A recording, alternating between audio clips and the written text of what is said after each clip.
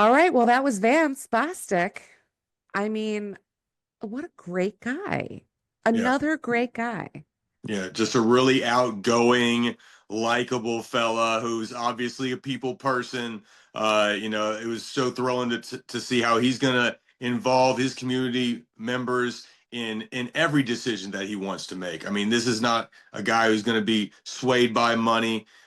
He's going to go to his constituents first. And that's probably something that Hakeem Jeffries has lost in the shuffle of being the minority leader and all that comes with it and all the favors that you gotta, keep for everybody. I mean, I'm sure it's crazy, but Vance is the type of guy who is young, he's hungry, and he's looking to put the focus back on New Yorkers. And that's really, I think, what District 8 deserves there in New York. Very, very progressive.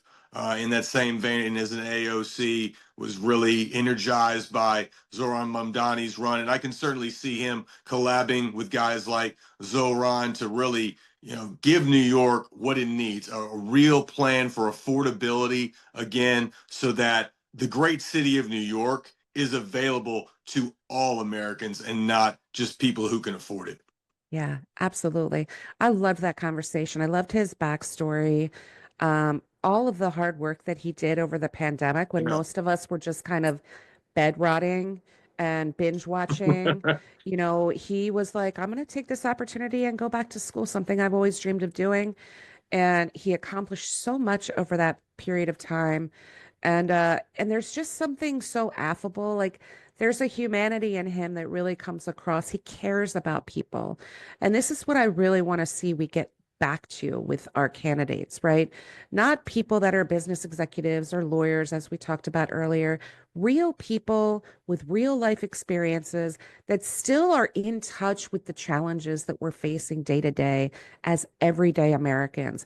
I think that Vance embodies that. I think that he is going to fight for other people just like him in New York City that just want to have a easier go of it than we are experiencing right now in these times. So, really hoping that he gets on that ballot. I think he said that was going to be decided April 2nd, or that's the deadline. So we should be hearing more about that um, towards end of April, early May. And we'll make sure to follow up and see if he did make that ballot. I'm hoping he does, fingers crossed. And then if he does, we'll follow his journey up until the midterms. Yeah, it So, was it was really inspiring to hear him talk about how he reinvented himself. Millennials get we got a really tough break of it. yeah. We came in the game in a time where there was a lot of upheaval financially and in the job markets, and he took that time to reinvent himself. In a time where a lot of people could have fallen into despair, he chose to rise above it and really give himself a shot. So really great to hear that. And a motivated guy like that is somebody that we need in office, right? A guy who's going to come in, be hungry, represent the people, and bring a fresh perspective.